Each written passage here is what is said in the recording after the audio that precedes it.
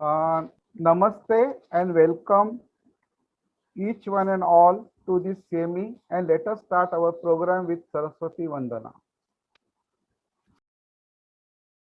Once again, Namaste and welcome guest speakers Dr. Supratim Sen, Dr. Ruchira Mishra, Dr. Rujul, Dr. Pooja Madam, office bearers, cabinet and executive members, board members of IIP Raigad branch, dignitaries, respected seniors, teachers, Raigad IPNs, and all other pediatricians who are attending this CME and guest attendees to this CME.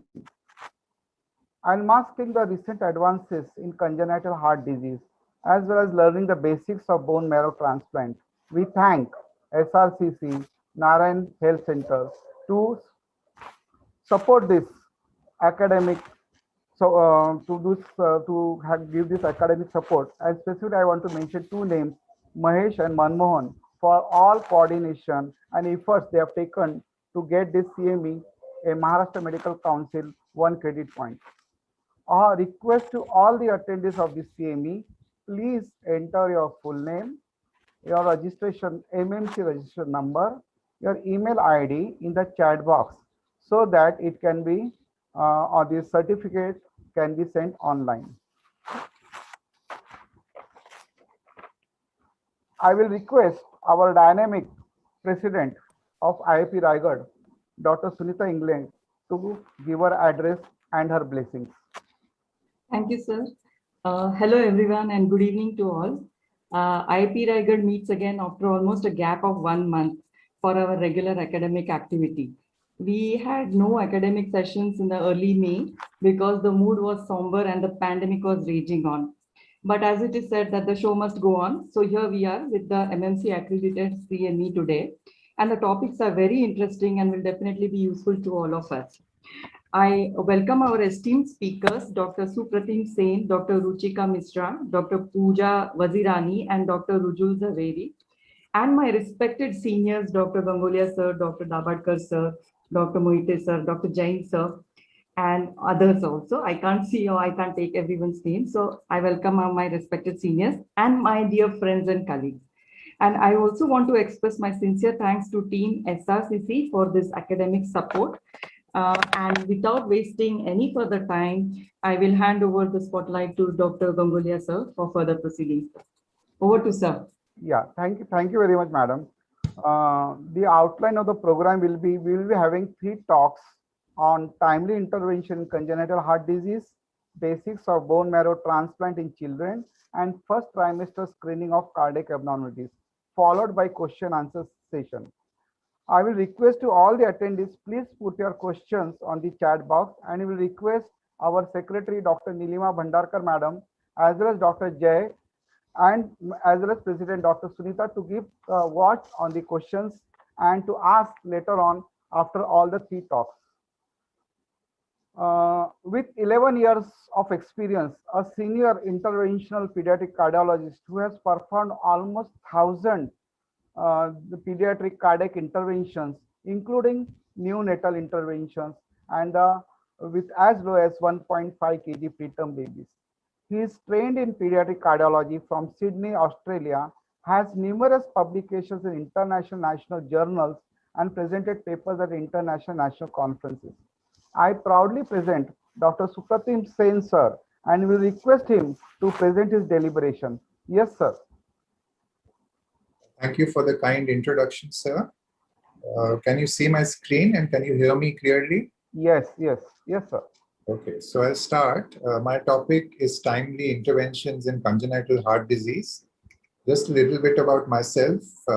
My areas of subspecialty interest are interventional pediatric cardiology, single ventricle physiology, and exercise physiology. And I'm a reviewer for quite a few international journals in pediatric cardiology. So I'll keep this as a case-based discussion. I'll just run a few common case scenarios which we come across in our daily practice. Sir, before you proceed, please all attendees, please mute yourself. Otherwise, we disturb the speaker. Please take care of that. Thank you. Yes, sir. So the first patient was a 7-day-old baby, gestation of 35 weeks, and came to the referring pediatrician with poor feeding and fast breathing. And when the pediatrician examined, there was tachypnea, respiratory distress. There was significant desaturation. SATs were only 53%. Peripheral pulses were well felt. And this was the initial X-ray. So you can see that there was a white out lung. The patient got ventilated. And because the gestation was a bit low, received 2 doses of surfactants. The pediatrician did get an echo done, but that was initially done by an adult echo technician who was available at that time. And the diagnosis of PPHN was made. However, this patient continued to deteriorate for the next 48 hours, despite HFOV. And the SATs you can see are persistently low, and there's also a differential cyanosis with lower limb SATs less than the upper limb SATs. So at this point, the pediatrician thought that there is something else which he's missing. And a repeat echo was done by a pediatric cardiologist this time, and a diagnosis of obstructed infracardiac TAPVC was made. And that's when this patient was transferred to us. So as you know, the normal pulmonary venous return is to the left atrium, but in an infracardiac TAPVC, this venous channel forms an inferior descending vertical vein and goes into the portal vein, hepatic vein, IVC, and then into the right atrium. So this is actually not a very easy diagnosis to pick up on echo, especially if you're not trained to do this, and if the echo machine is not a pediatric echo machine. And this is one of the commonly missed cardiac diagnoses. So this child required an emergency surgery, but once that was done, the child had a good outcome. So because the pediatrician suspected that something was not right in this patient, there was a timely referral and the child ultimately did well. The second patient was a 10-day-old newborn, and this child was initially discharged from nursery, went home, and came back to our casualty with refusal to feed and respiratory distress. So when the RMO examined this child, there was tachycardia, tachypnea. The first thing which set alarm bells ringing was that the femorals were not palpable. Upper limb pulses were well felt. As you can probably guess by this stage, if you can't palpate femorals in a sudden deterioration in the early neonatal period, you have to think of coarctation. So we were called in from the cardiac team to do an echo for this child. And this child had severe coarctation of aorta with left ventricular dysfunction. So as you know, coarctation is a condition where there is a narrowing of the arch. So you can see on these echo images that the ascending aorta, transverse arch, and upper descending aorta is good sized, but there is this narrowing of the coarctation seen here.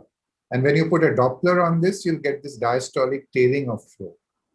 The reason coarctation is missed at birth is because the PDA will be open and that will be supplying blood to the lower body. And only once this PDA closes is when these patients become sick. So this child, because of the LV dysfunction, was taken to the cath lab the next morning, and we did an emergency balloon coarctoplasty. You can see here that the waist is forming and that gives way. And once you have relieved these obstructions, the babies have quite a quick recovery. So this child had a near normalization of the LV function in the next 24 hours. And we re-established feeds over the next couple of days, and then we discharged by about 3 days later. So important to learn from this patient was that in an acyanotic baby with an acute deterioration, it's not always sepsis. We need to rule out drug-dependent conditions. And if you have metabolic acidosis and high lactates, then think of inadequate systemic circulation.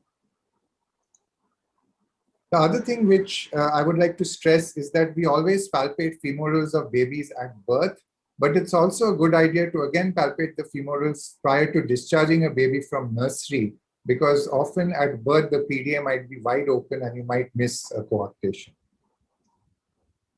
The next patient was a 14-day-old baby. The only thing which was striking here was that— Sorry, sir. Yes. Sir, if you want to make little bit interactive after a clinical presentation, you can just put forward to anybody who wants to comment on that. So, Sure, sir. Sure. Yeah, I'll do that. Then you go to the things. So it will be little bit interactive. Sure. So this third patient was a good birth weight baby presented at 14 days of age. And the main problem was the cyanosis. So the baby didn't have any murmurs. The SATs were low, SATs were only 79%.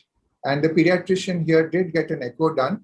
The diagnosis here was VST with pulmonary atresia with a small PDA supplying the branch pulmonary arteries and good function. So if this patient were at your clinic, what would be the next stage here? How would you transfer this child?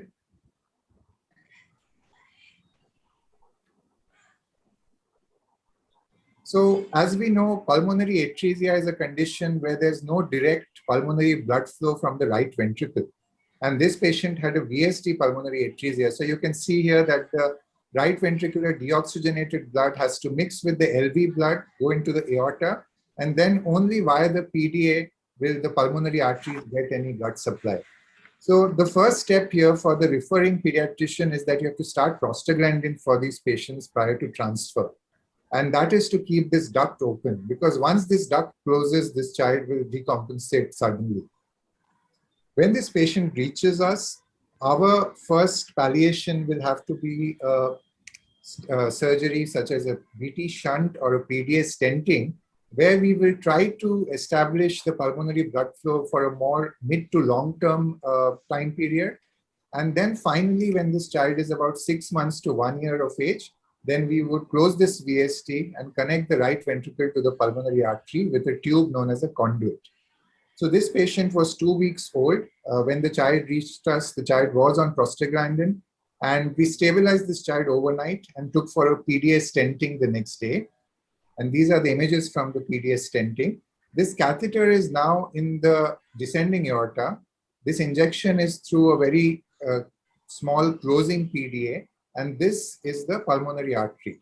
So we cross the PDA with a wire, and then we put in a coronary stent into the PDA. This procedure is known as the PDA stenting. And now we are inflating the balloon, and you can see that the PDA stent is then deployed. And this is the final angiogram. You can see that the PDA stent has good flow in it, and this is supplying the pulmonary arteries. So PDA stenting is a very standard procedure which we are doing these days, and we get one case every couple of weeks. And this is a good palliation. The children have a good recovery, and then they come back 6 to 9 months later for their complete correction. So these last two patients which I described were both duct-dependent conditions, which means that for their survival after birth, the PDA needs to be open. And in a duct-dependent systemic circulation, the PDA will shunt right to left to supply the lower body, while in duct-dependent pulmonary circulation, the PDA shunts left to right to supply the pulmonary arteries. What is important in these conditions is that we should avoid giving oxygen, because oxygen can cause constriction of the duct, and that can be life-threatening for this baby. So, as I mentioned, duct-dependent conditions need a surgery or an intervention within the first hour, a few hours to days of life before the PDA closes. And if a duct-dependent condition is suspected clinically, and you don't have echo available to confirm it, it is better to shift the baby on prostaglandin to a cardiac center. Now, the next patient was a 1.5-month-old baby, and this was a term baby who was noted to have cyanosis over the last few days by the parents. And the mother said that the baby was lethargic with poor feeding and listlessness for the last few days. So this is the profile. You can see that there has been some weight gain. At 1.5 months, the child is now 3.5 kilograms. Not much of tachycardia and tachypnea, but the baby is visibly dusky. And even on oxygen, the SATs are only 55%. Again, there are no murmurs. So any guesses what this can be? He's usually symptomatic, right? Yes. So the child has cyanosis, but apart from that, the breathing is quiet. Silent, cardiac cyanotic. Yes, exactly. Just wait and watch. So whenever you have a child who's got a disproportionate desaturation with not so much of a respiratory sign such as chest indrawing, not much of grunting, not much of crepitations, think of a cyanotic congenital heart disease. So this child actually had a detransposition of great arteries with an intact ventricular septum, and there was also a small PFO. So as you know, in the normal heart, our venous return comes to the left atrium, then pulmonary venous return comes to the left atrium, then left ventricle, and then goes into the aorta. But in a DTGA, the pulmonary oxygenated blood returns to the left atrium, left ventricle, but then goes into the pulmonary artery. Whereas the deoxygenated blood goes from the RA to the RV to the aorta. So this is actually a parallel circulation, and the only way these patients are alive till the time of surgery is because of mixing at the PFO level and at the PDA level. So this child had an arterial switch operation within a few hours of admission.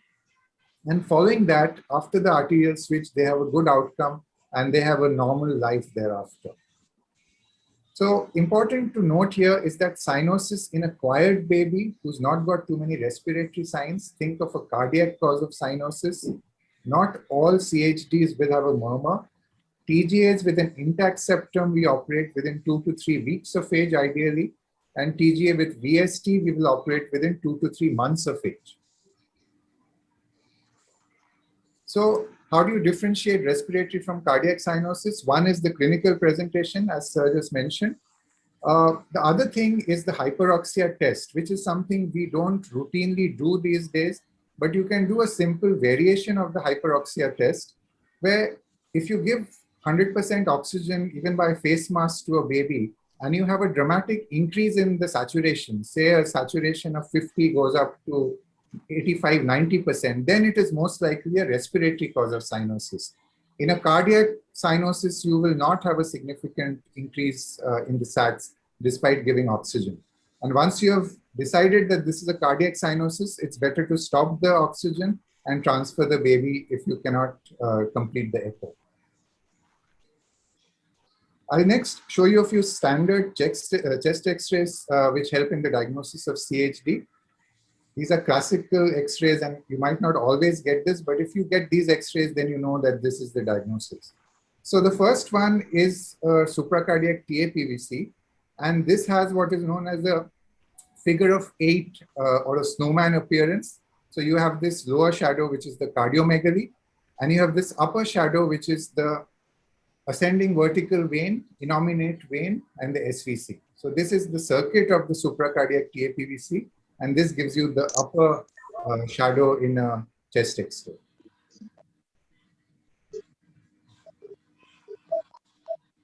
The next is an AST. We know that an AST shunts from the left atrium to the right atrium, and that causes enlargement of the RA, which is seen here, and the right ventricle. So you get an RV type of apex. And of course, in an ASD, you get plethoric lung fields.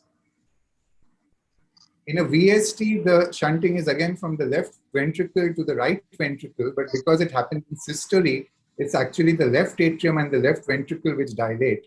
And so you get an LV type of apex. You might get a double atrial shadow from LA enlargement, and you'll again get plethora with dilated pulmonary arteries. A TOF is a classical X-ray. We all know about the boot-shaped heart. So you get an RV type of upturned apex, and you get a narrow vascular pedicle because of the pulmonary stenosis. And then you get pulmonary oligoemia. And compare that with an Eisenmenger syndrome. So in an Eisenmenger syndrome, there's no cardiomegaly. The CT ratio is normal, but you'll get a very prominent pulmonary dilation, and you get peripheral tuning. So if you look at the lateral 1/3, you'll have decreased pulmonary vascularity. Now, you won't see many post-op X-rays immediately after surgery, but remember that all post-op patients usually will have these sternal wires. And so if you see an X-ray with sternal wires, you immediately know that this patient has had a previous cardiac surgery through a sternotomy. Now, this next patient was a 4-month-old baby, and this child was asymptomatic for the first 2 months of age. And then the parents started complaining that this child had an episodic cry with increased sweating, and there was tachypnea, there was tachycardia. When we examined this child, the peripheral pulses were palpable but feeble, and there was hepatomegaly. So clinically, what is this diagnosis? ESD failure. So it's a It's not failure. Basically, we have a failure child. You're right, it could be VSD, but this child actually had severe LV dysfunction on the echo at the time of referral, and this was the X-ray. So this, what is this classical of? Huge cardiomegaly. Yeah, so you've got severe LV dysfunction, you think of a dilated cardiomyopathy, right? But this patient had an additional finding on the ECG, which is very important that we don't miss this. Can someone tell me what is there here? Alkapa. Correct. I think you mentioned it, sir. So you've got these deep Q waves and you've got this T wave inversion in the anterolateral leads. So this is classical. This is like a myocardial infarction in an adult.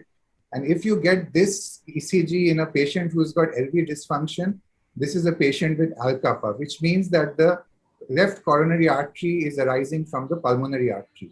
And this is an important diagnosis to make because once we treat these children, they have a gradual recovery of their function, and then they have a much better outcome than a dilated cardiomyopathy. So I put this case in here because I wanted to stress the three structural treatable causes of severe LV dysfunction. One is Alkapa. The other one is severe coarctation, which is also sometimes missed. And the third is severe aortic stenosis, which usually we don't miss. Now, the next patient was a 2-year-old boy, and you can see the history is that there's underlying cyanosis. The patient now presents with an acute worsening of cyanosis, increased breathlessness, and then followed by loss of consciousness. When we examined this patient, there was severe cyanosis, there was clubbing, there was a saturation of 52% and a very faint ejection systolic murmur. Diagnosis? Cyanotic spell. Correct. So this is a cyanotic spell in a patient who was a tetralogy of Fallot. This is the X-ray.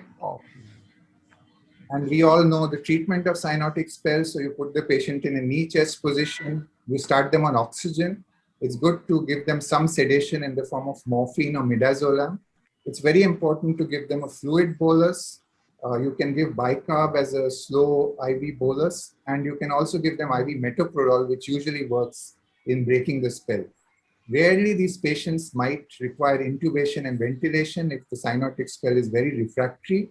And even more rarely, they might require a vasoconstrictor such as phenylephrine or norepinephrine. Now, if you have recurrent cyanotic spells, that is, of course, an indication for early intracardiac repair. In fact, just today, we had a 5-month-old patient who's got admitted just after recovering for a spell, and we're operating this patient tomorrow. Now, I just want to highlight some important features which, as pediatricians, you should know for a post-op cardiac patient. Generally, we will advise suture removal after 2 weeks of discharge. When school was there before Corona, we would advise 3 to 4 weeks of rest at home before they rejoined school. And cardiac follow-up was advised 2 to 4 weeks after the discharge. Immunization, generally, we will wait for the first month after cardiac surgery. And that is because a cardiac surgery is done on a cardiopulmonary bypass. And studies have shown that sometimes the immunity can be affected. So a vaccine may not have an optimum immune response if you vaccinate a child within a few days of the cardiac surgery. And infective endocarditis prophylaxis is routinely given for the first 6 months after the cardiac surgery. And following that, if there is no residual defect, then the present guidelines are that we don't need to give routine IV prophylaxis. Now, for the normal expected post-op saturations, I would just like to highlight that obviously you know that ASDs, VSDs, PDAs, AV canals all have normal sats post-op. But also remember that a TOF, an arterial switch for a TGA, a TAPVC, a truncus, these are all, they begin out being cyanotic heart diseases, but after surgery, they should all have sats above 95%. You get mild desaturation, 85 to 90% following a BD Glenn operation and a Fontan operation, and following a BT shunt or a PDA stent or a BD Glenn in a slightly older child, the sats might be in the 75 to 85% range. And this is important to know because if you get patients in this group who come to you with lower sats than you'd expect, think of a respiratory cause of the desaturation, or it could be pulmonary edema due to LV dysfunction or some residual lesion.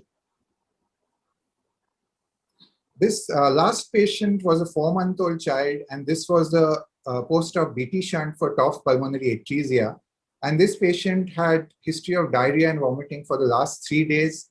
The baby wasn't feeding well, and so the parents had stopped the aspirin for these last 3 days. And now the baby presented with lethargy, deep cyanosis, not passing urine, and SATs of 40%. So diagnosis? So we know this is a BT shunt patient, and you've got dehydration. So this patient actually has a blocked BT shunt. There's a Thrombosis. cut in the SAT, and this is Slow again. concentration. Sorry, sir. Thrombosis. Yes, correct. So there's a shunt thrombosis, and this again needs a emergency surgical or cath lab intervention. So you would have to give fluid boluses, resuscitate this baby, and transfer urgently to a cardiac center. Some general points about CHD. As all of you know, large VSDs with severe PH, we recommend surgery by 3 to 6 months of age. Moderate VSD, no PH, no CCF, you can wait till above 1 year of age, and we often do device closures in these patients. A large AST, usually if they're not too symptomatic, we will close the defect by 3 to 5 years of age. AV canal defects are closed within 3 to 6 months of age. And generally for tetralogies, electively, we would operate them between 6 to 12 months of age, earlier if there are recurrent cyanotic spells. As we saw in the case, TGA in the intact septum, we will operate within 2 to 3 weeks of age, TGA VST within 2 to 3 months of age. Pulmonary atresias are duct-dependent lesions, so they need to be treated as soon as they're diagnosed. And obstructed TAPVC is again a surgical emergency. If you have a patient with an unobstructed TAPVC, then we still would do early surgery within the first 1 to 2 months. Now, is there a minimum age of weight for cardiac surgery? And the answer to that is no. The timing depends on the lesions and the symptoms. And if you have a preterm baby who's got a large VSD with coarctation, obviously that child will need surgery. And even if the weight is 1 kilogram, these patients will have a good outcome if they are referred and have surgery at the right time. What about for interventions? So if you have lesions such as an obstructive lesion, such as pulmonary stenosis, aortic stenosis, or a coarct, then there is no minimum age or weight. Even in a preterm baby, there are ways now that we can access these vessels and do a balloon dilation. However, there are limitations for devices.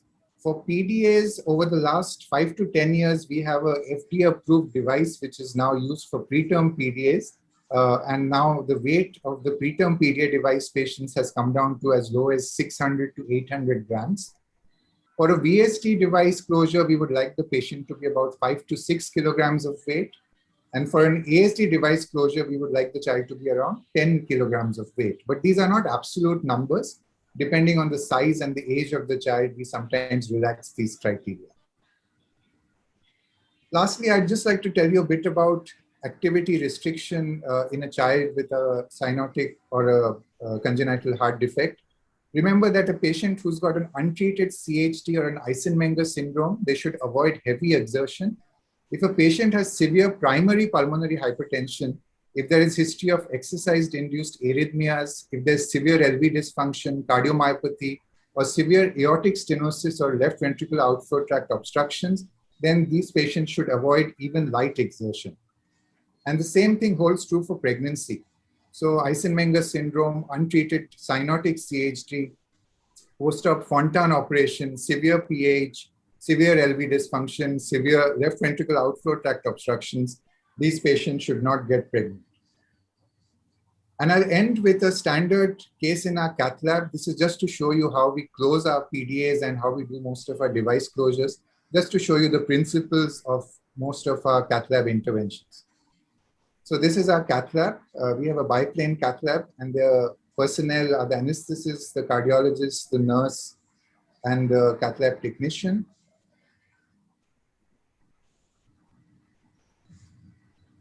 The first step is the access. And normally for most procedures, we would have one venous and one arterial access.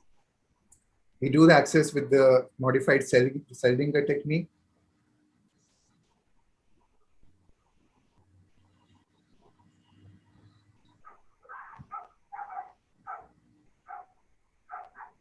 For smaller babies, we do routinely use ultrasound, vascular access ultrasound. The next step is we put in these introducer sheets. So these two sheets are going over the guide wires, and these are 4 French sheets. The next step is we do a aortogram from the aorta, and you can see here, I'll just show you the next angio. So the catheter is now in the descending aorta, and this is the PDA, and this is the pulmonary artery. So you can see there's this large PDA, which is tubular, and this is what we have to close. So we cross the PDA from the venous side. We go from the RA-RV pulmonary artery down the PDA into the aorta. And once the wire is across, then you take a catheter over the wire. And you can see that our catheter, this is a special delivery sheath, which is tracking over the wire, right atrium, then right ventricle, pulmonary artery, and then the sheath goes into the descending aorta. The next step is loading the device. So the device is a tri-lobe device. This specific device is a tri-lobe one which we have used. It goes into a cable, it attaches to a cable, and then we slenderize this whole assembly into a loading system. And this loading system is then flushed, we make it air-free, and then we put it into our delivery sheath. So once the device goes through the sheath, and you push it out from the other side, it forms into the original shape. So here, remember that there were 3 discs on that device which we were loading. And these are the first 2 discs. So one will be towards the aorta, the middle disc, and then one towards the pulmonary artery. And this is what it looks like. So we do an angiogram here to see that we are happy with the position. We might also do an echo at this point to see that there's no obstruction to the surrounding structures. And then if you look carefully here, we are unscrewing this delivery cable, which will get disconnected. And then this whole thing will come out, and this device is then left in position, and that occludes the PDA. So this is the standard way most of our device closures happen.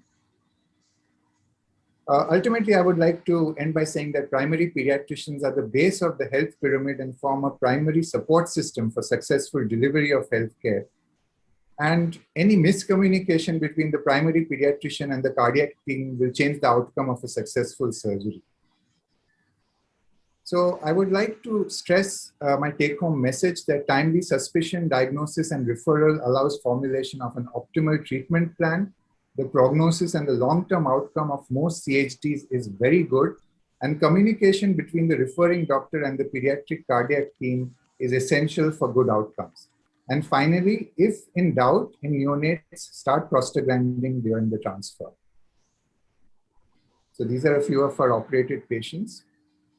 Thank you. Thank you very much, Dr. Sen sir, for your very, very crisp, all the wonderful cases you have shown, as well as the clear-cut take-home messages. Sir, can you stop sharing the slideshow? Yes, sir.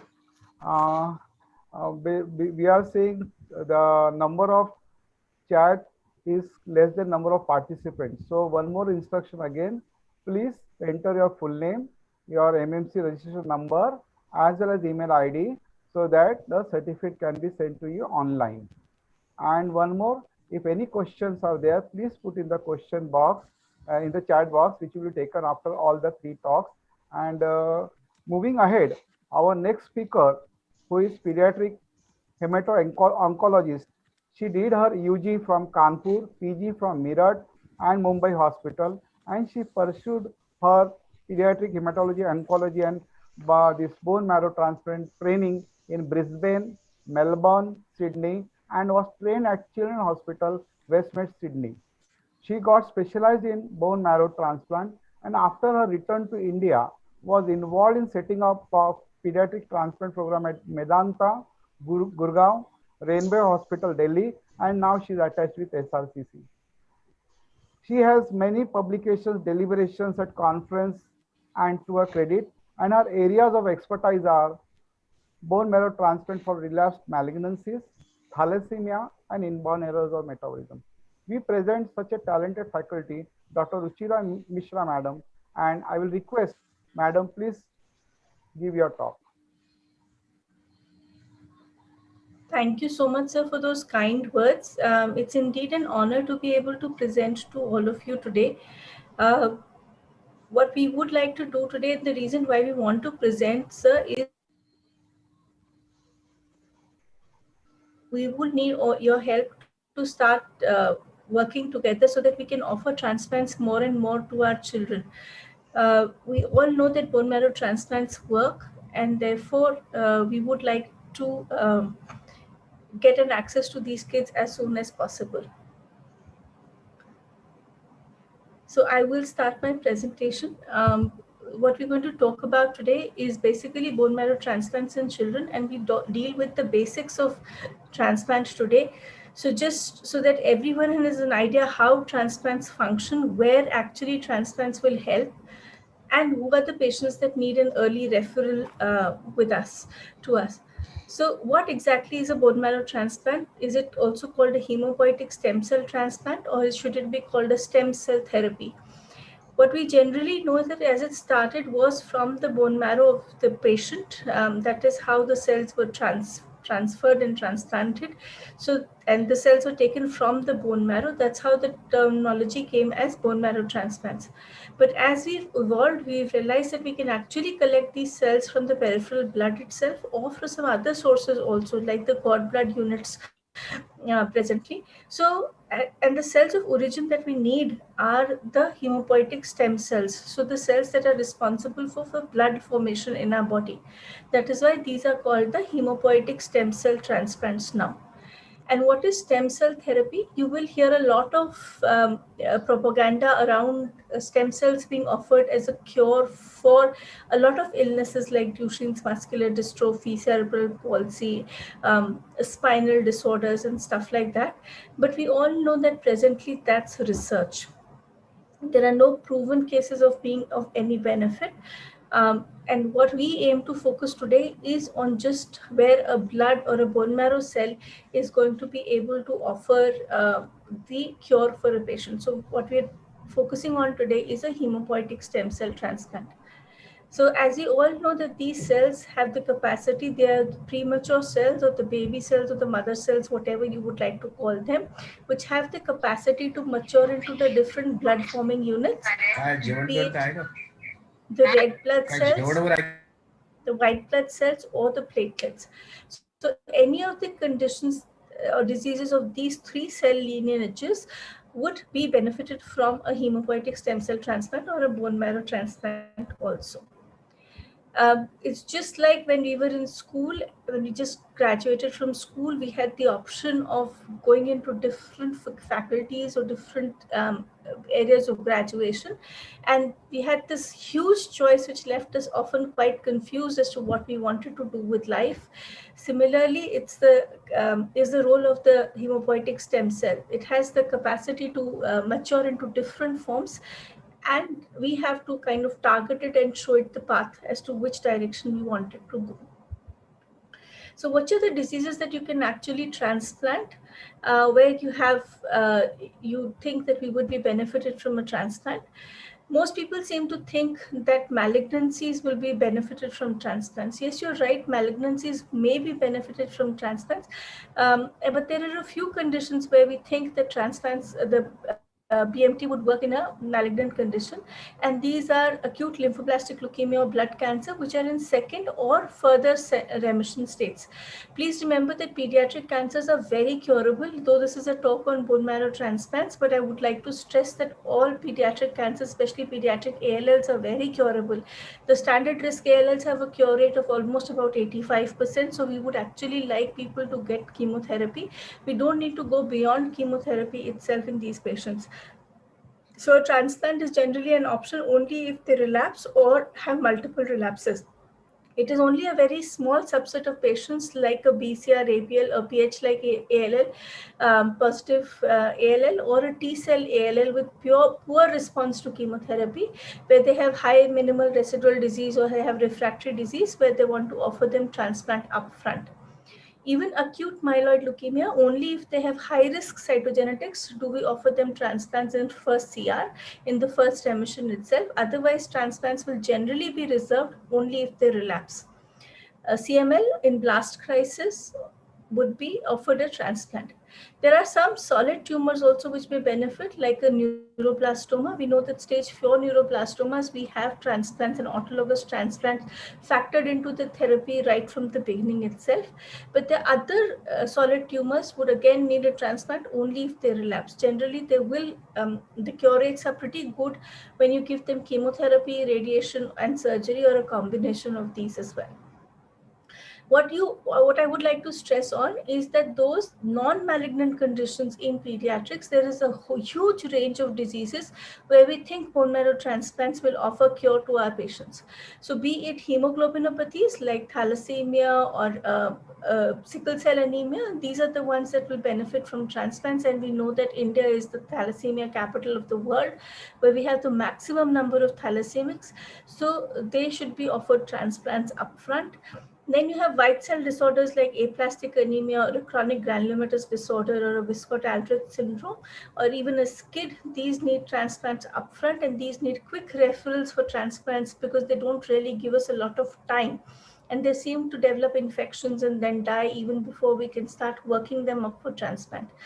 Or you could even offer them for platelet disorders as well. Like a Wiskott-Aldrich is generally more a platelet disorder with low platelet count. So these patients will benefit from bone marrow transplants. There are other disorders like neurological diseases like a Krabbe's disease or X-linked adrenoleukodystrophy, which also where transplants work, because we know that the enzymes which are produced by the leukocytes will then help the brain to develop further. Some mucopolysaccharidosis or some congenital metabolic disorders, and even osteopetrosis will benefit from transplants. A lot of people ask me why osteopetrosis would benefit from a transplant, and the reason is that osteoclasts are actually formed from the white blood cells. They have the myeloid cell origin. So that is how, if we are doing a transplant and we give them new white blood cells or new myeloid series of cells, then those cells will form osteoclasts and then cure the osteopetrosis itself. So if you look at the disease, this is not an exhaustive disease. There are a number of conditions, but what I want to stress again is that non-malignant diseases have indications as well for transplant as well. So we'll take one disease, just like say thalassemia, and we know that thalassemia, if you have a good chelation with thalassemia, or if you've got a young thalassemic, then the chances that they will do better with transplants is as good as 90%. So the chances that transplant will become successful is as good as 90%. However, if I get a 15-year-old who's been on irregular chelation, has hepatomegaly, has got liver fibrosis on his T2 star MRI, or has got a huge iron deposit on the T2 star MRI, then the chance that his transplant will be a success is just about 60%. So what we would like and we request you all is that if you come across thalassemics in your practice, then please refer them as early as possible. The overall survival, as we said, for children is very good as compared to adults, where their overall survival may be as poor as 60 to 65%. So please think about transplants for our thalassemics as soon as possible. The other thing is transplants are not an urgent process for thalassemics. So they have time to get used to the idea and start collecting their funds and looking for donors if they don't have a sibling donor. All that can be factored in if we have a young patient. If we have an elder patient, then the time that we have is very limited. I will now come to a second case presentation, and I hope that some of you would be able to diagnose what this patient has. This is a 3-month-old child who presented with failure to thrive, had recurrent coughs and colds when they presented to us, had already had 2 hospital admissions for suspected pneumonias, and when he came had massive hepatosplenomegaly, also had anemia on the CBC. But what was characteristic was that there was a family history of 2 siblings dying in infancy, one with frequent fractures. And when we looked at that X-ray, the X-ray kind of gave the diagnosis away. Anybody who would like to? Osteopetrosis. osteopetrosis. Yes, Dr. Bhandarkar, that's absolutely correct. So this child was offered a bone marrow transplant. Luckily, we got a mud donor for him who donated very quickly, and therefore we could do the transplant. This is the second case that we took up. This is a 5-year-old child who presented for VSD closure. She'd actually come to the cardiac unit. This was a case that I had dealt with when I was in Delhi. Came to the cardiac unit over there for the VSD closure. She was an international patient. But the PAC picked it up as having a short stature, defects in her digits as well as her heart, and also pancytopenia on the peripheral blood smear. When you actually look at the peripheral blood, her hemoglobin was 7.2, which people could just pass off as nutritional anemia. Her white cell count was 3.5 with only 19% neutrophils, but her platelets were pretty low at 30,000. Again, a spot diagnosis. Fanconi's or TAR? Yes, Fanconi's anemia. So we did a workup on her, Fanconi's anemia. We could not find a matched sibling for her, so we offered them a haploidentical transplant because a mud was also very difficult here. So haploidentical transplant was offered to this patient. Now, often we get patients who have got primary immunodeficiencies, and here is a request again to all pediatricians. You need to pick up the primary immunodeficiency early, because only then would they come to us early for a transplant and would we be able to save their lives. And the J.M. Morgan Foundation has a very good pictograph to depict the different signs, the warning signs that you have to try and pick up PIDs. So if you do suspect a PID, please get TNB subset analysis, get their immunoglobulin levels done, and if these are abnormal, please refer and get an NBT test done and refer them to either an immunologist or to a hematologist to take it forward for transplant.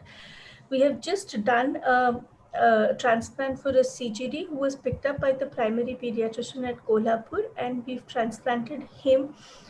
He came to us when he was 10 months old, and we were able to transplant him before his first birthday, just because the primary pediatrician was very good.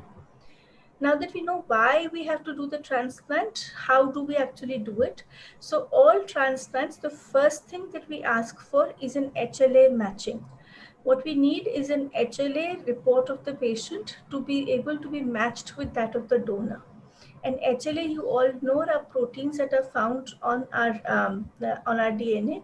And with this, what we are looking at is class 1 and class 2 HLA matching, where the class 1 we are looking at is loci A, B, and C, and class 2 we look at the loci DR, DQ, and DP. Most of the times we look at DR and DQ. So 2 out of those 3 should be matching. If DP matches, it's a bonus for us. So when you ask for an HLA match, how does that report actually look? It's something like this. That's how it looks at. So you can see that each loci has got some numbers on it. The first one depicts your antigen. The second one is your allele, and third is the subprotein that is there. So each patient has got 2 numbers given on their each loci. So 0211 and 1101. Now, why would these 2 numbers be there? Because what we say is that there is haplotype. There's a 5 of these genes are coming from the father and 5 of them from the mother. And that is why each point will have these 2 number patterns. So that's how the report will look out. What we would be looking at is ABC, DRB1, and DQB1. And if we can get a DPB1, then that would be beneficial for us as well. But this is how we look at. So now if we were to look at these 2, you have your patient on top and the donor over here. You can see when we're looking at them, so 02 and 11 match, but the 1101 and the 3303 do not match. And reading this report, you can see that it's only a 5/10 match in these patients. They will also tell you where they are mismatched as well. Some patients we will, or in some families where we have consanguinity, we can actually get parents who are 10/10 matches as well. So we have to read this HLA report to decide if we can find a donor or not. What happens? We know that only about 25% of our patients will actually have an HLA match sibling available with them. So again, 1 in 4 chance, following the normal Mendelian patterns of inheritance, that you will have a match within the family itself. About another 50 of them will find an HLA matched unrelated donor. And how do we do that? So with the basic HLA report that I just showed you, we will actually send it across to different other registries that are present. There are at least 3 registries in India who will do a donor matching for you, and there are a number of international registries where you can send the HLA report and they can look to see if they have any donor matches in their registry itself.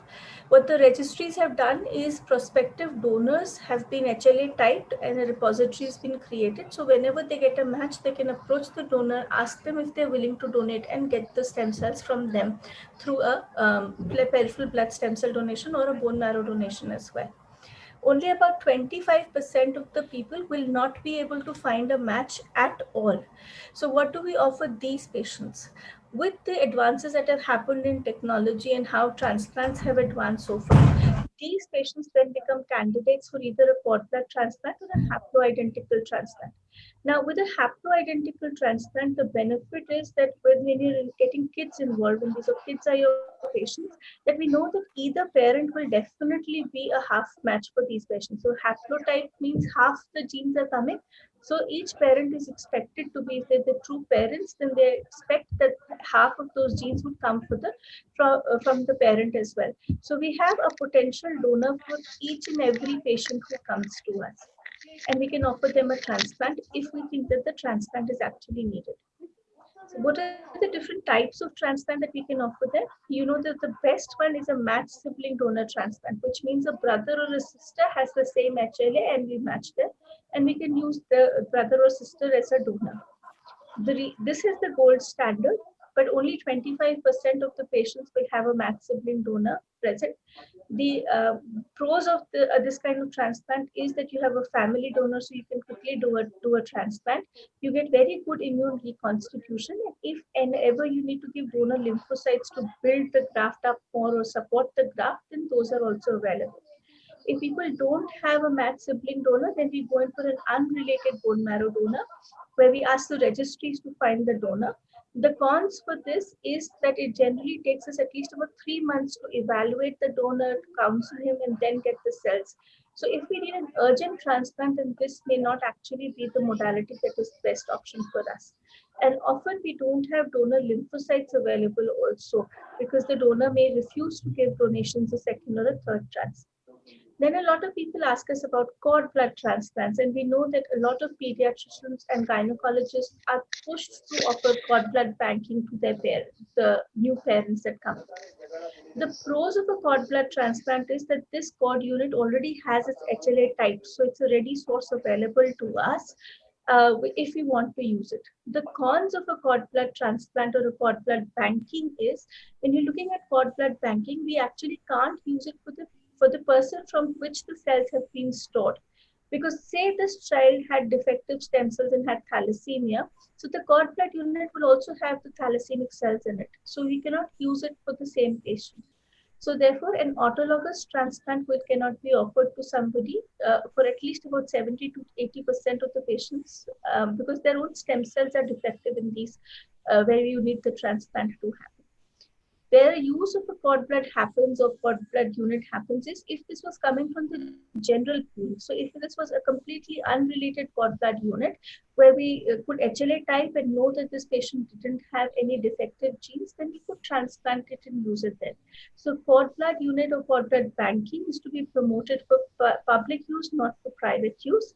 And we can, though it's a very good stem cell source, the number of cells that we get often are very limited, small, because the unit itself is just about 35 ml or 25 ml.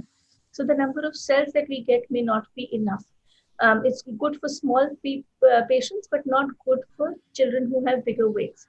And then comes the most recent, that is haploidentical transplant. So the pros of this is, as I said, that we have ready availability. Almost always the parent will always be willing to donate for their kids. It's less expensive than a matched transplant because of the logistics that are involved with this, and we can also get the maximum dose. The cons are that we do get graft failures. We sometimes get a lot of GVHD also with haploidentical transplants. But this is a field that is evolving, and India seems to be going ahead with this because that's where we find that we're doing best. We don't have enough of the mud donors available, but we're doing pretty well with the haploidentical transplants. So just how are the cells collected? If I was to do a bone marrow transplant and try to collect the cells from the bone marrow, I would be going into the posterior superior iliac spine or all along the iliac crest for these patients. And I would take small aliquots of 2 to 3 ml and then put these in a bag and then run the stem cell count on that bag to see what it is. We generally take a weight of the donor. That is, when we're looking at a small donor, we will do 20 ml per kg of the donor weight, or 15 to 20 ml of the donor weight, or 20 ml per kg of the recipient weight, because that's the maximum that we can infuse back to the recipient. That's what determines the volume that we give. The more common used mechanism is peripheral blood stem cell transplant. That's more commonly used, where we do it like an apheresis that happens, like you would do a platelet apheresis. That's how it would work there. And the third we talked about was the cord blood unit. The peripheral blood stem cell transplant is generally mostly preferred. So 90% of the transplants that are happening now are peripheral blood stem cell transplants. How does the transplant process take place? So you have the patient who gets the chemotherapy to destroy the stem cell, the bone marrow of that patient. So chemotherapy is given to that patient. Whereas the donor, we collect the stem cells and we process it. And then once the chemotherapy is given to this patient, whether it be cryopreserved cells or fresh cells, we can infuse it to the patient and we give it to the patient and then wait for these cells to start growing. So when you're talking about transplant, we generally talk transplant in 3 phases. The first phase is the pre-transplant evaluation that we do to make sure that the recipient is fit to accept the transplant. Then we give conditioning, which is chemotherapy plus minus radiation therapy to the patient so that we can destroy this bone marrow and create a place for the new cells to come in. And then we infuse these stem cells like a blood transfusion. Remember that a bone marrow transplant is a physician's transplant. It's not a surgical transplant. So we're not doing any surgery over here. We're just infusing like a blood transfusion over here. And the expertise lies in that recovery from the transplant, where we wait for these cells to start growing, look at the complications that develop from the high dose chemotherapy that we've given them, and keep them at bay from infections and monitor them. On a general note, we say that if you survive 1 year post the transplant, then your transplant will survive for life. So whatever you are destined to live, you will be able to live that life. There are a few complications that we deal with. Some are short term, so like mucositis, fever, skin GVHD, hemorrhagic cystitis, or blood in your urine, or infections like CMV and EBV may happen. Sometimes we do deal with graft rejection and poor graft function. But there are long-term complications that do need monitoring. So once in a year, we ask them to come back and follow up, growth being one of the major reasons, and especially if you've given them radiation. But what I would like to stress on is infertility. As of now, we say that bone marrow transplant will make you infertile. However, we are saving a life, and therefore infertility is not a bigger concern to us.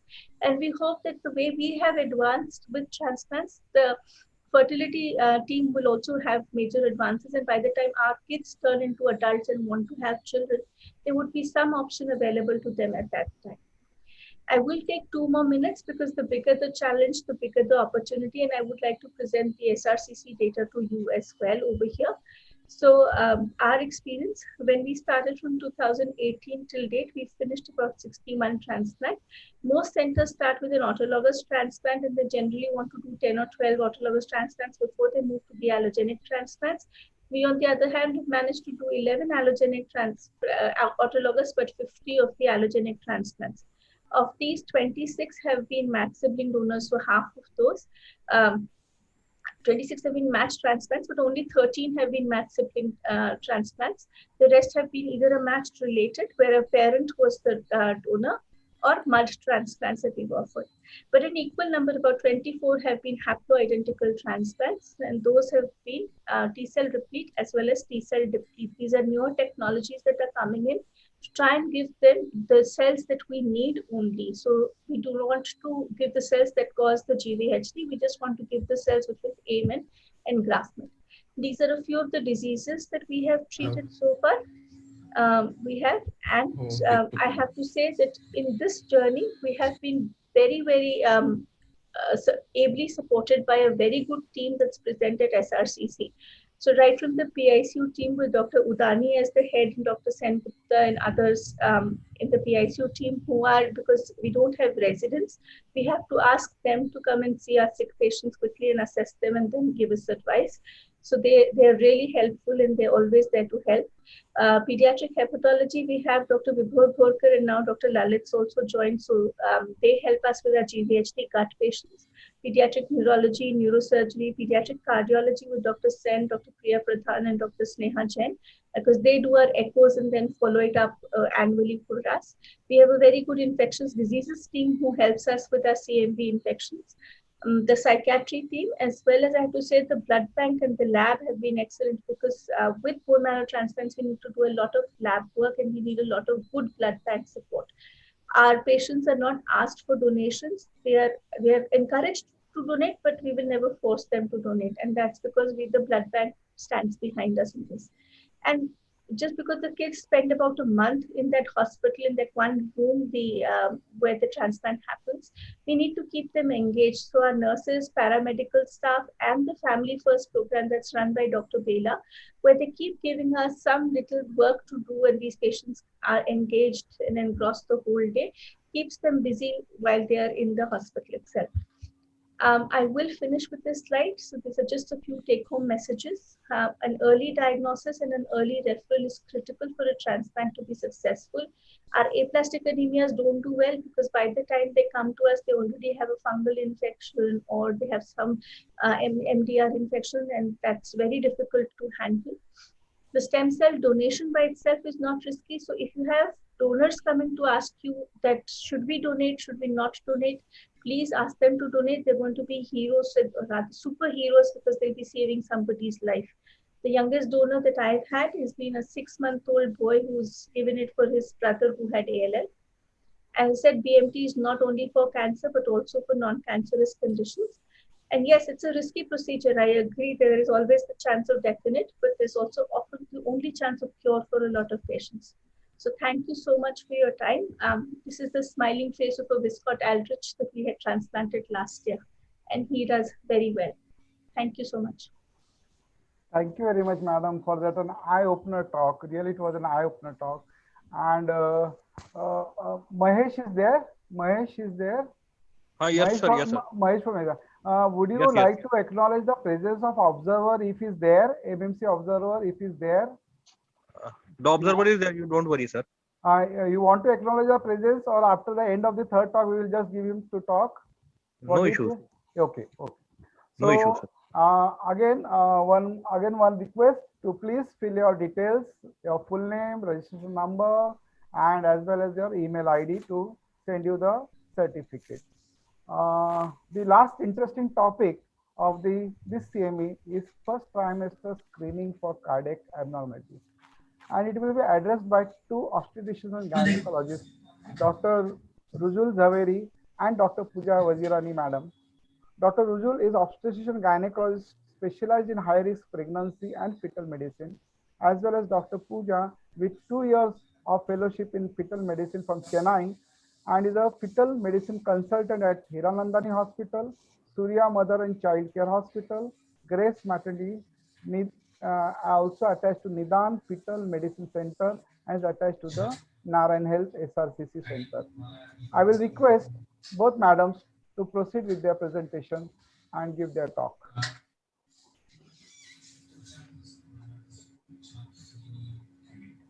Hello, good evening. So who's, should I present first? Is it? Hello? Yes, madam. Should I start the present, share my screen? Yes, madam. Yeah. Please.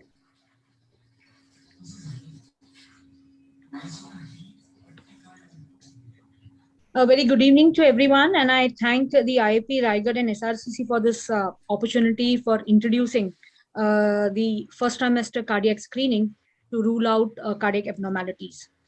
Now, the pediatricians very well know that the incidence of congenital cardiac diseases is really high, and it's more common in the fetal life. However, some fetuses do get aborted, and therefore the neonatal congenital heart disease incidence and prevalence will be a bit lower than the fetal. So the International Society for Ultrasound and Gynec in the year 2006 had made the guidelines for imaging of the fetus with basic and extended views between the 18 to 22 weeks. In the year 2013, these guidelines were updated. However, for again, the mid-trimester scanning. It was the key message was that screening of the fetal heart should not be for a high-risk population, because you can pick up more cardiac abnormalities in the low-risk population, which is a major chunk of the population. And to follow the rule of 3, when you do the target scan, and refer if you have any suspicion on the cardiac examination.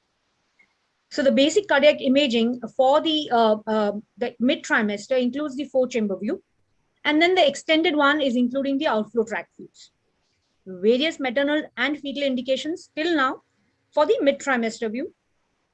And now, what I want to highlight in this slide, though there are specific indications for a fetal echo, like the high-risk population, the advanced maternal age, family history, sibling history, diabetes, autoimmune problems. But there is one more indication, is the increased nuchal translucency in the first trimester. Therefore, this paradigm shift from second trimester to first trimester relies on this very important marker, basically idealized for Down syndrome, but now it's the marker for also congenital abnormalities, out of which nearly 30 to 40% make cardiac abnormalities as a major chunk. So we all know the initial timing of fetal echo was 18 to 22 weeks. Then there came an early fetal echocardiography between 14 to 16. However, we probably do at 16 weeks to get a better evaluation. And this is done only when you have markers in the first trimester. Therefore, the first trimester scan is actually a door opening into the fetus to image the heart and then accordingly triage the patient into high risk or low risk. So this was the sequential screening by the ESWOG, where we include all the views, right from situs, the 4-chamber, the LVOT, RVOT, 3-vessel, and the 3-vessel trachea view. So this was the stepwise evaluation. But as I said, the current standard now is actually triaging the fetuses right at the 11 to 13 plus 6 week scan, which is a scan now made a very important landmark for screening for common aneuploidies like trisomy 21, 18, 13, which are nevertheless associated with high chance of having cardiac malformations. But during revision of these scans from over the years, we have seen that the anatomy of these fetuses have gained a major importance other than the markers for Downs or other aneuploidies.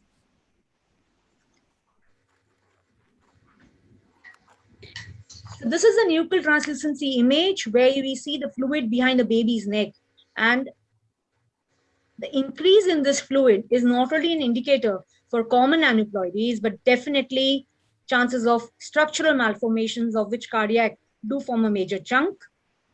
The definition of an increased NT is any fluid measurement behind the baby's neck more than 95th centile for the period of gestation.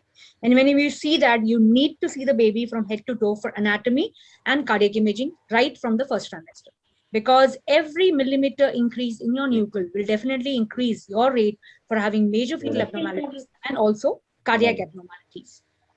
We have 2 more markers in the first trimester, which are hemodynamic markers. Along with the nuchal, they also help us to triage fetuses into high risk and low risk for cardiac abnormalities. And that one marker is the ductus venosus, which is a unique shunt directing the well-oxygenated blood from the umbilical vein and streaming it to the left atrium via the foramen ovale in the fetal life. So it's a very small vessel. You have to place the caliper in the sagittal section, seeing the mosaic pattern because of the smaller caliber. And then you get a waveform which should have a positive flow in your diastole. So this is a normal ductus venosus flow where the A wave is positive, apart from the other veins. But if you see a reversal of flow in the ductus venosus, and that's what they came up, that it is not only a marker for common aneuploidies, a very high risk for trisomy 21, 18, and 13, and also Turner's, but thus it forms a very important marker as for cardiac defects. So it was said that fetus with major cardiac abnormalities will have an abnormal flow in the ductus venosus, despite your nuchal being normal in some cases. This was in fetal therapy by the father of fetal medicine, and that's Professor Kipros. And in monoclonic twins, right from the first trimester, the ductus venosus gives us an idea how the cardiac functioning is in these twins, or who are going to evolve into twin-to-twin transfusion. And the rate was 15 to 30% of these fetuses will have abnormal flow in the ductus venosus, and also the pumping of the heart, which is compromised in these fetuses. The next important hemodynamic marker in the 11 to 13 plus 6 week scan is your tricuspid regurgitation. We take that in the 4-chamber view, we zoom it, we place the caliper, which is at least to be 3 millimeters, the sample gate, and it has to be a half in between the tricuspid valve. And any velocity more than 60 centimeters per second will be defined into a tricuspid regurgitation at that stage. Why is tricuspid regurgitation a marker for cardiac? Because definitely it is a marker for common chromosomal problems. And also, it also has a relation to the increased nuchal and therefore abnormalities, which for cardiac abnormalities, because it's a cardiac marker, because it also tells us about increased preload and increased afterload in these fetuses who have cardiac muscle stiffness in the early gestation, or an increased placental resistance, which is seen commonly between 11 to 14 weeks. And as you can see the graph, here the fetuses are with increased nuchal, but where the tricuspid flow was normal, the risk of cardiac abnormalities was low.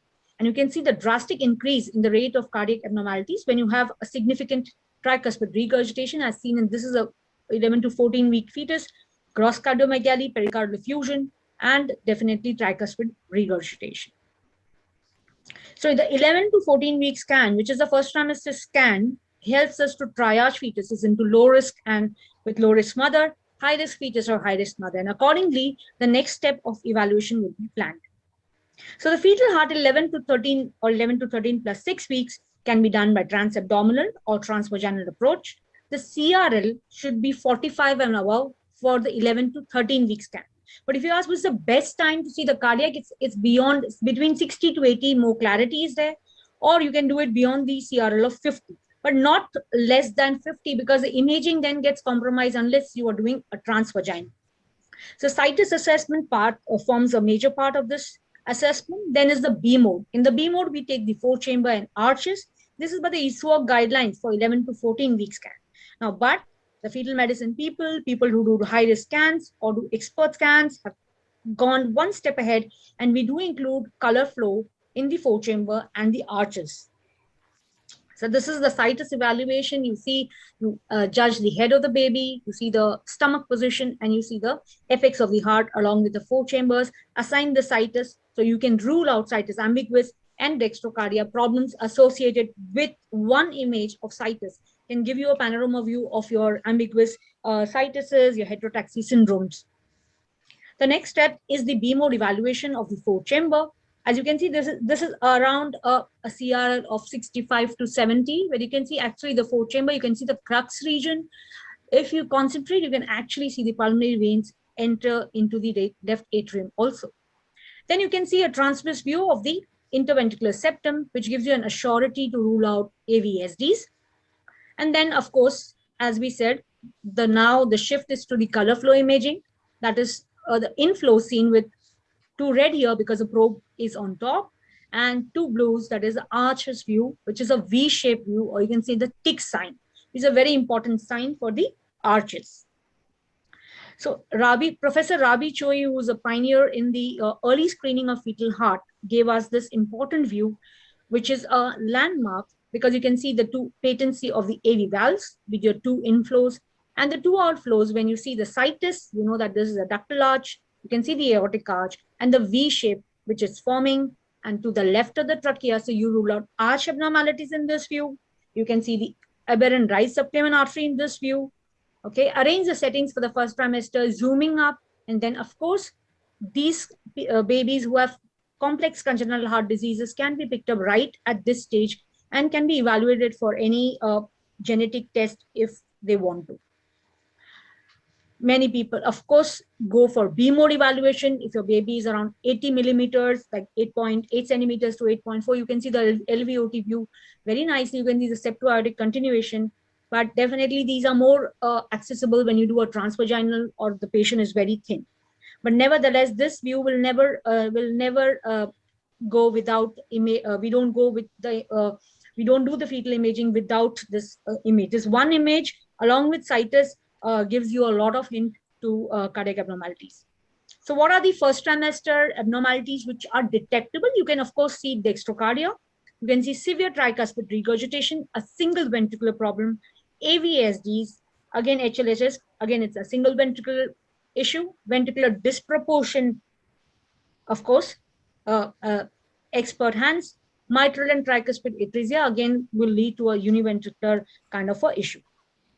In the three vessel trachea view, you can see discrepant size of the vessels, reversal of flow in any of the great arteries, a very large aorta, single outflow, interrupted vessel, difficult, but if you do more and more scans, if you're seeing a later trimester fetuses, you can pick it up. And right aortic arch abnormalities and aberrant right subclavian artery, which is also a marker for Downs. So this was a fetus very early, I think it's about 8 to 9 years old. Normal nuchal, we saw the 4-chamber view, it was fine, but we got a single outflow. There's a small, and this machine was quite an old machine. So you can see a single dark area here. This was the outflow. We don't put our pen down and comment what is the cardiac abnormality. But of course, we put down that there's a very high suspicion of cardiac abnormality and write down what we see. That is a single outlet. Now we want to see this baby at 16 weeks so that the obstetrician knows that the baby has to come to us at 16 weeks. This was having a large VSD at 16 weeks. There was a double outlet right ventricle. You can see a smaller OT here and the outflow here. It's very large. And we had investigated the fetus. It was trisomy 21.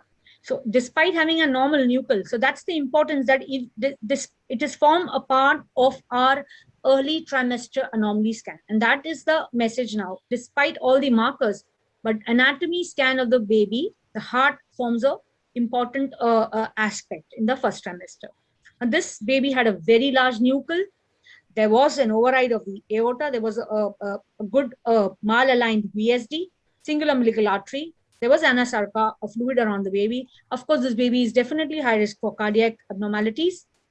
And it was a trisomy 18 fetus. This fetus, again, prominent nuchal, ductus reversal. She was a gravida to abortion 1. There was mild pleural effusion, univentricular heart-like picture, a very small left ventricle. This was the anterior ventricle, and this turned out to be a Turner syndrome. Again, a 12 weeks fetus suspected to have parallel vessels.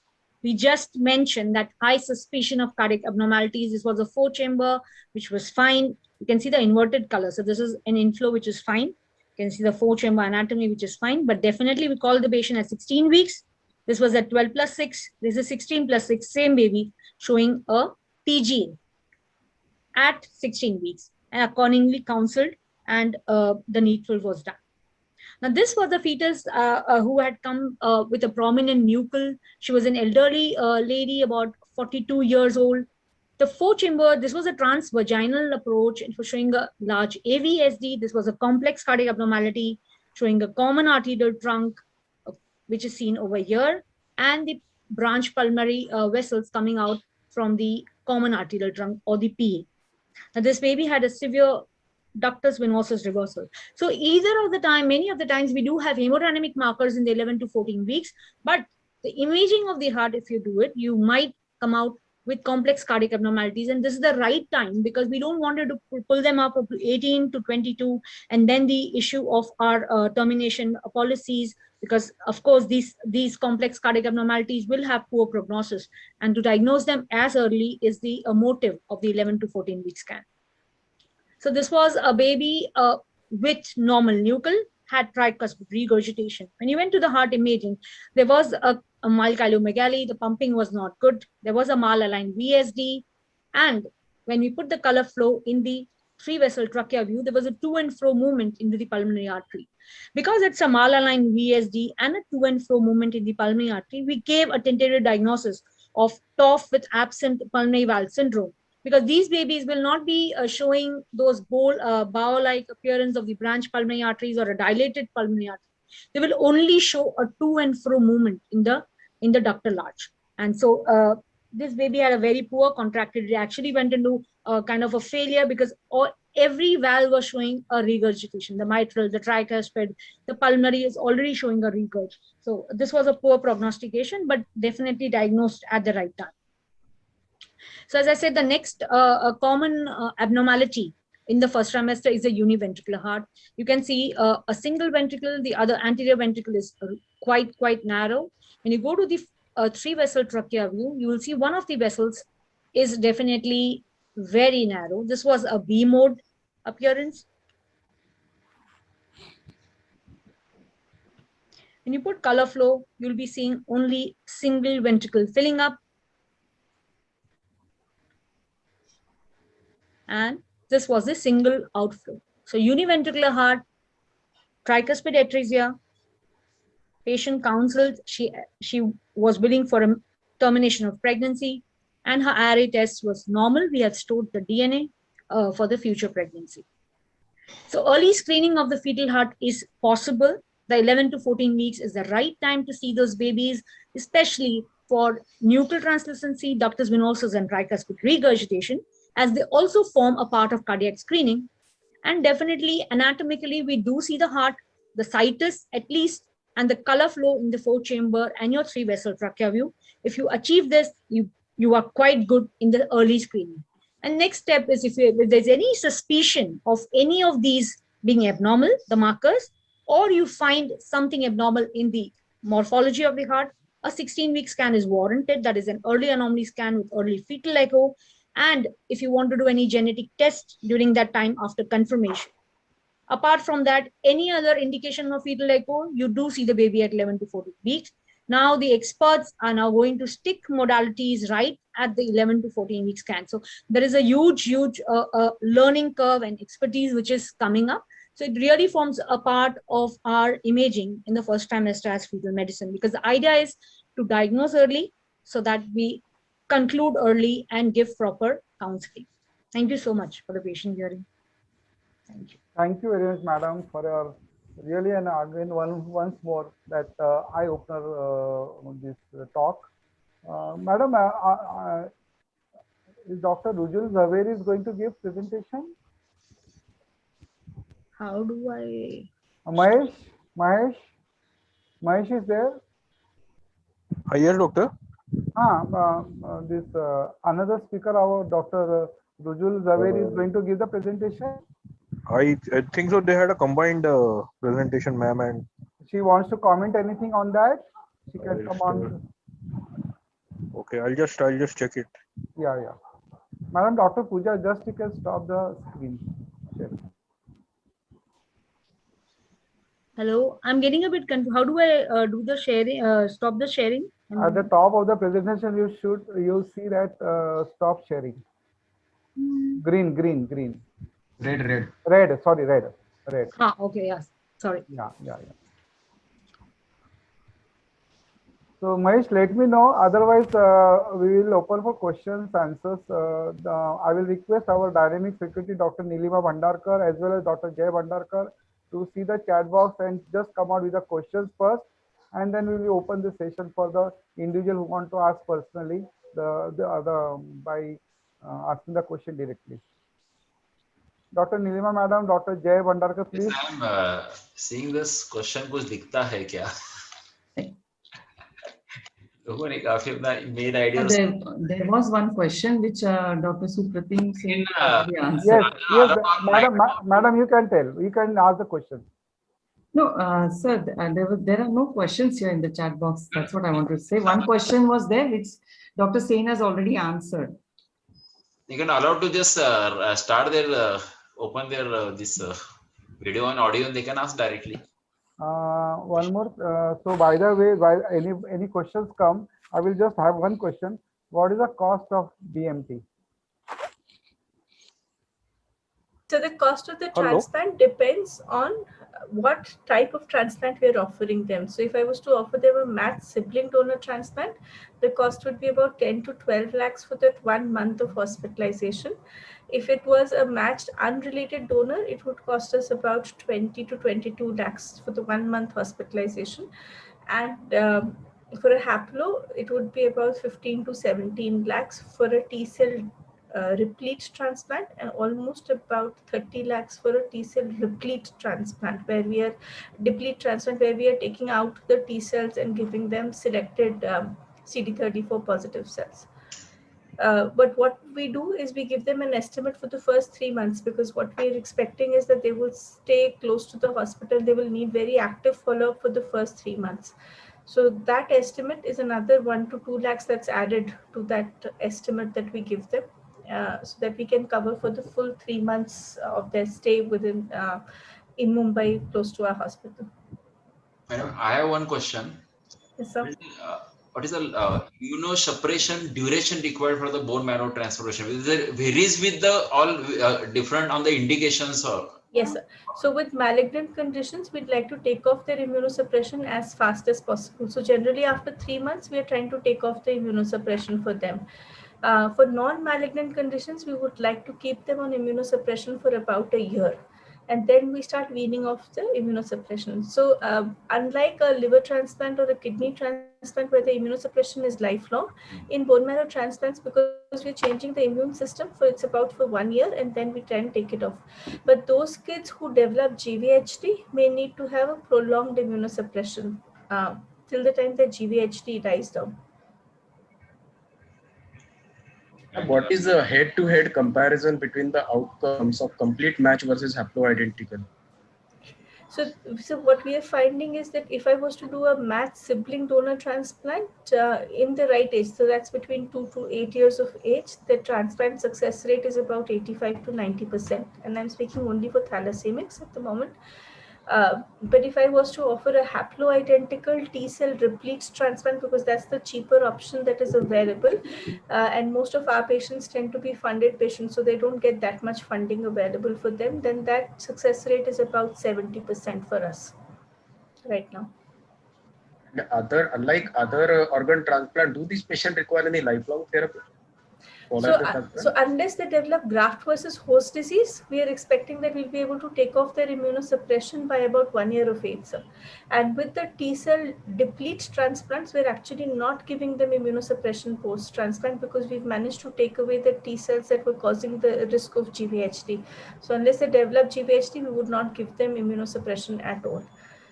That's the way it works. But most of the patients, like a matched sibling, a MUD, or a haploidentical T cell replete transplant, we would give them for a non-malignant condition up to 1 year, and then we aim to take it off. So after about 1.5 years, we don't have them on any immunosuppression.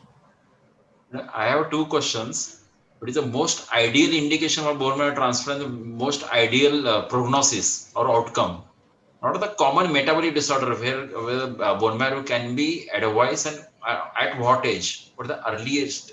So for metabolic disorders, sir, so like you have a Hurler's or a Hunter syndrome who come in for transplant, or these kind of patients, before they actually develop deficits.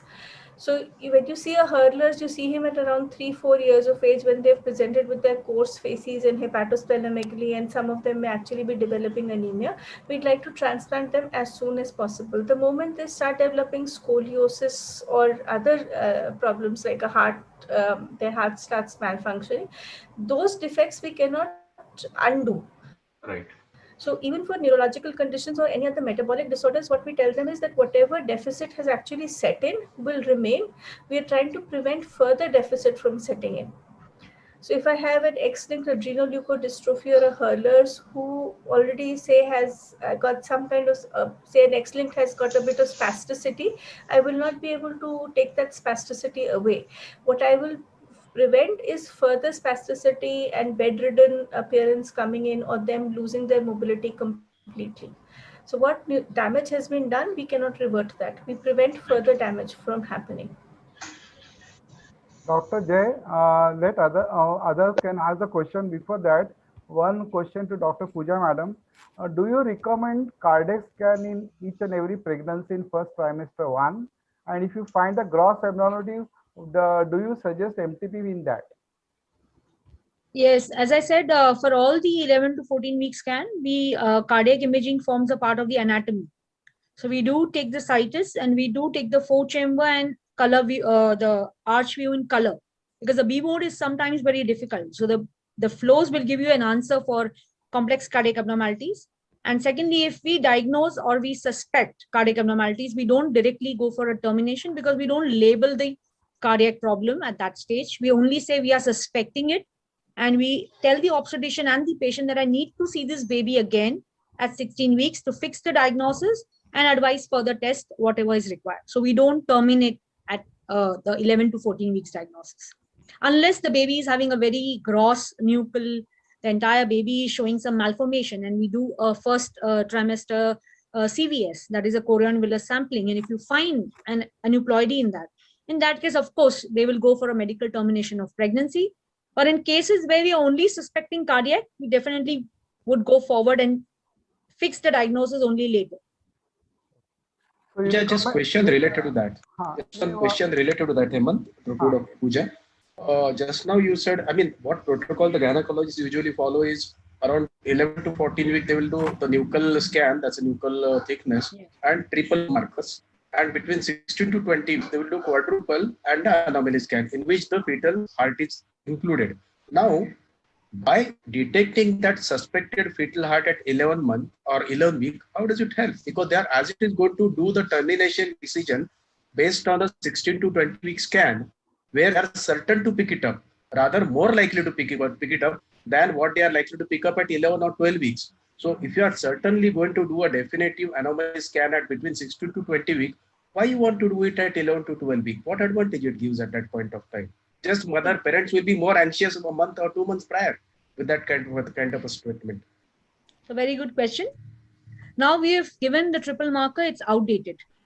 The quadruple marker is done only when the patient has missed the 11 to 14 week scan along with the double marker, not the triple, not the quadruple. Because the sensitivity of the first trimester dual marker along with the nuchal translucency, which is a fetal sign, is nearly 95%, about 5%. So we have given up the triple because it was only 65% sensitive.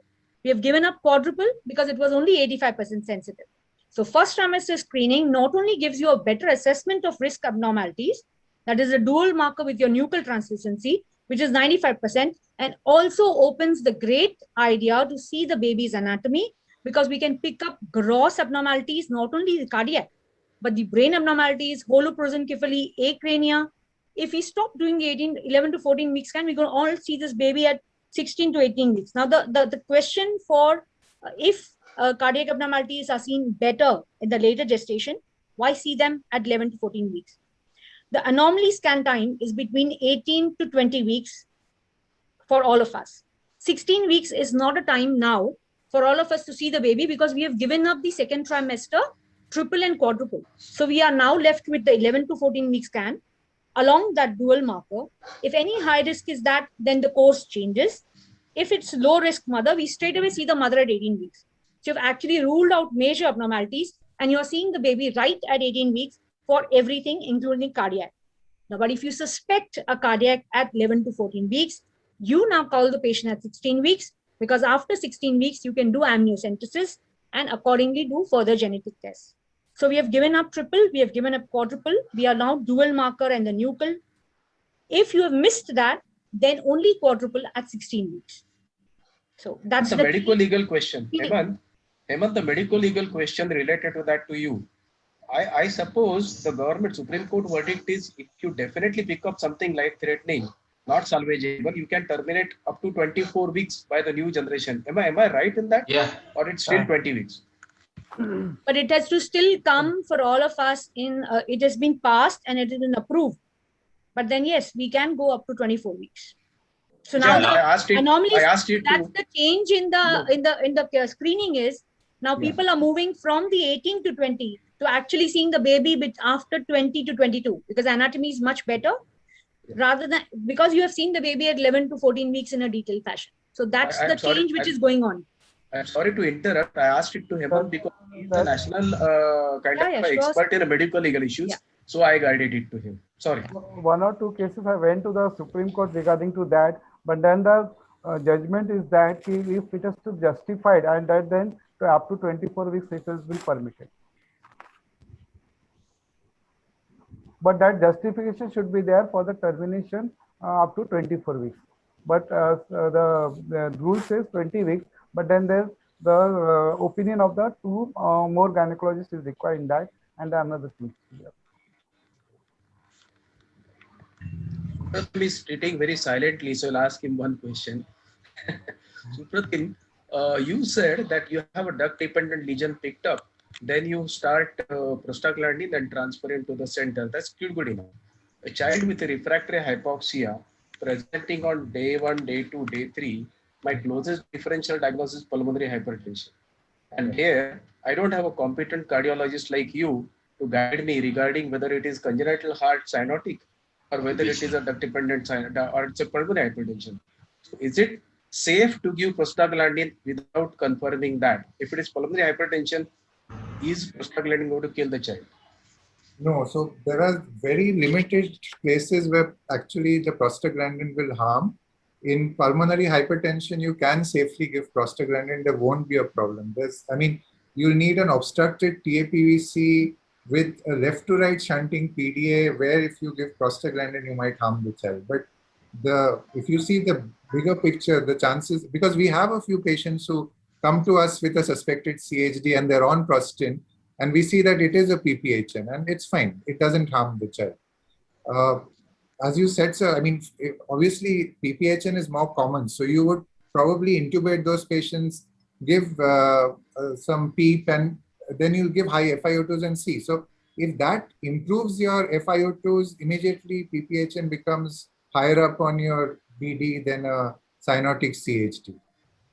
That's what I wanted to say. But this is not such a rare condition that people are treating an obstructed TAPVC as a PPHN and then 2-3 days down the line it's diagnosed. I'm sure you've also come across these cases. It's seen every few weeks or so.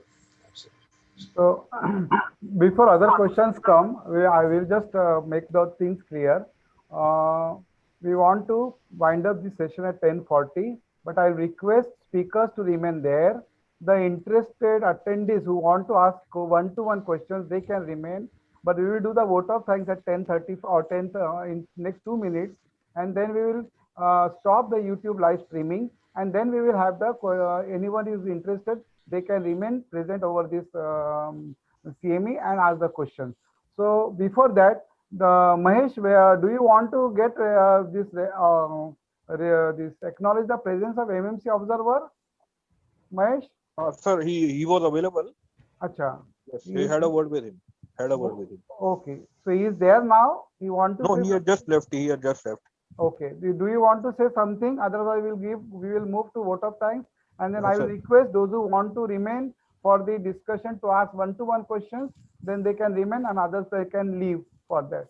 And once more, I will request everybody to put their names and everything details for the purpose of the MMC certificate, your full name, Russian number, as well as email ID. Yes, Mahesh, do you want to say anything? Yes, One yes, or two yes, lines? sir. Thank you. Yes, sir. Thank you, sir. Thank you very much, sir. I want to thank you, Mahesh, once again, and Manmohan also, to all synchronizing and all this crystallizing the things. Mahesh, one or two lines you want to say? Yes. Thank you, sir. Thank you very much, sir, for giving us the opportunity to highlight, and also to our speakers to involve in your talk. So thank you very much, sir. We would also like to continue such programs in the future. Thank you very much, sir. Thank you. Thank you, Mahesh. Our branch dynamic joint secretary is there, Dr. Sanjini More. She will give the vote of thanks. And once again, before she gives vote of thanks, please, please, speakers, you remain there, you be present there. And anybody wants to ask one-to-one questions, do remain after vote of thanks, and others can leave if they want to leave, or if they are want to present and listen to the discussion, they are welcome. Yes, madam. Thank you, sir. I thank Suda's excellent speakers, Dr. Supratim Sen, Dr. Ruchira Mishra, and Dr. Pooja Vazirani for taking us from womb to little hearts and bone marrow. Thank you so much.